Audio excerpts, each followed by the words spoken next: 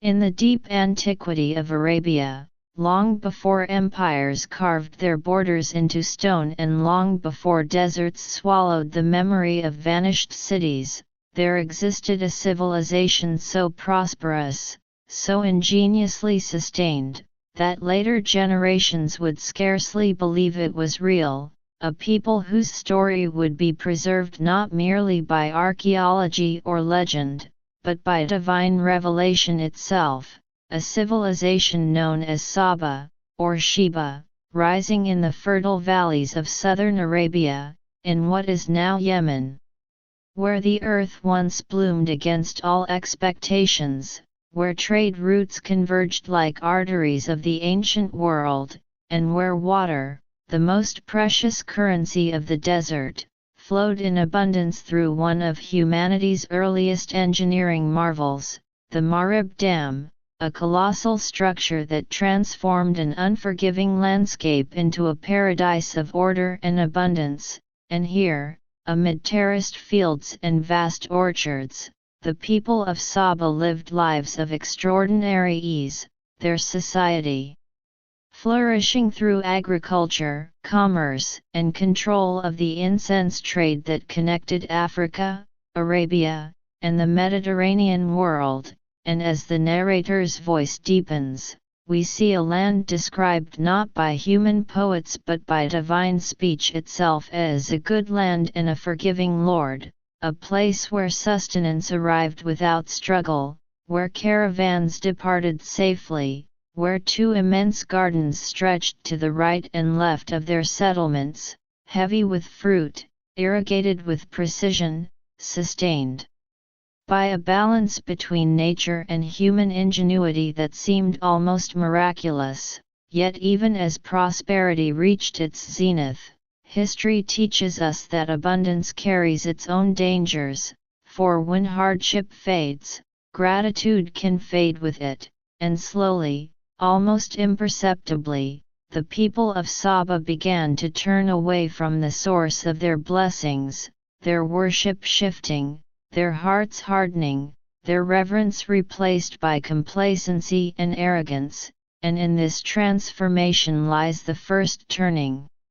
point of the story, a moral fracture invisible to the eye but seismic in consequence. For rather than recognizing their prosperity as a trust, they treated it as an entitlement; rather than humility, they chose pride; rather than gratitude, they chose rebellion, and as generations passed, the warnings sent to them were ignored, the call to remembrance dismissed, and remarkably, the Qur'an records that instead of asking for continued ease, they demanded hardship itself, crying out for their long journeys to be made distant, as if ease had become unbearable, as if comfort had dulled their sense of meaning. And here the camera lingers on the Marib Dam, that towering guardian of their prosperity, holding back seasonal floods, regulating water with astonishing sophistication, for this dam was not merely infrastructure, it was the backbone of Sabaean civilization, its stones carrying the weight of an entire society's future, and yet, as classical Islamic scholars recount, divine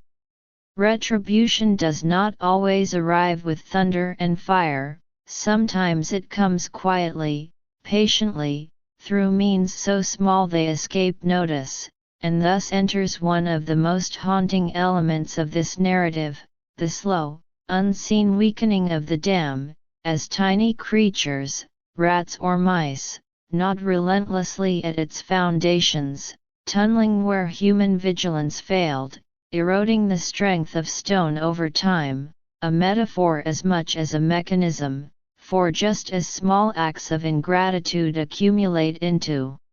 spiritual collapse, small physical breaches accumulated into catastrophe, and when the rains came, as they always had, the people of Saba trusted their dam as they trusted their wealth, believing it invincible, believing the order they had constructed would endure forever. But history has no mercy for arrogance, and nature, when unleashed by divine decree, does not negotiate, and in a moment that would echo through centuries, the dam burst, unleashing the Sail al-Arim, the flood of Arim, a roaring wall of water tearing through homes, fields, orchards, and memories, sweeping away the illusion of permanence, uprooting trees that had fed generations, collapsing irrigation channels that had once symbolized mastery over nature, and as the flood waters receded, what remained was not merely destruction, but transformation, for where lush gardens once stood, there now grew only bitter fruit, thorny shrubs, tamarisks, and sparse-lobed trees, vegetation symbolic of loss, sustenance replaced by survival, abundance replaced by scarcity, and the people themselves were scattered, fragmented, forced to migrate across Arabia and beyond, their unity dissolved, their power broken, their civilization reduced to a cautionary tale, and thus ends the first movement of this epic, not with silence, but with dispersal, as the once great people of Saba vanish into history, their downfall recorded not as myth, but as moral instruction etched into revelation and memory alike, and yet the story does not end here. For the destruction of Saba is not merely an isolated event, it is a lens through which the rise and fall of civilizations can be understood, a pattern repeated across continents and centuries, and so the narrative widens, pulling back from Yemen's valleys to the broader currents of world history, where the fate of Saba becomes a mirror reflecting the vulnerabilities of all human societies. For archaeology confirms the sophistication of Sabaean engineering, inscriptions attest to their trade dominance, and ruins of the Marib Dam stand as silent witnesses to both brilliance and hubris, and historians note that the collapse of this system reshaped regional demographics, influencing tribal migrations that would later shape the Arabian Peninsula itself, altering trade routes, redistributing power, and setting the stage for new cultures to rise from the remnants of the old. And in this second movement, the narrator's voice grows more reflective, more analytical, drawing connections between Saba and other fallen civilizations, reminding us that prosperity without accountability breeds decay, that infrastructure without moral foundation is fragile, and that divine law, as portrayed in Islamic theology, operates not arbitrarily but through cause and effect, through human choices amplified by time, and as the Qur'an states, this destruction was not injustice from Allah, but a consequence of their own actions, a recompense for persistent ingratitude and denial, and thus the story of Saba transcends its geography, becoming a universal warning preserved in sacred text, recited across centuries, studied by scholars, contemplated by believers, and invoked as evidence that no civilization, no matter how advanced, is immune to collapse when it severs itself from humility and ethical responsibility. And as the camera returns one final time to the ruins of Marib, to stones weathered by centuries, to dry channels once filled with life-giving water, the narrator concludes that the people of Saba did not fall because they were weak, but because they forgot the source of their strength, and in that forgetting, they lost everything, leaving behind a story that endures not in monuments of triumph, but in lessons carved into the consciousness of humanity, a story that warns, instructs, and resonates, reminding us that gratitude sustains civilizations, obedience anchors prosperity, and when those foundations are eroded, whether by arrogance or neglect, the flood, in one form or another, always comes.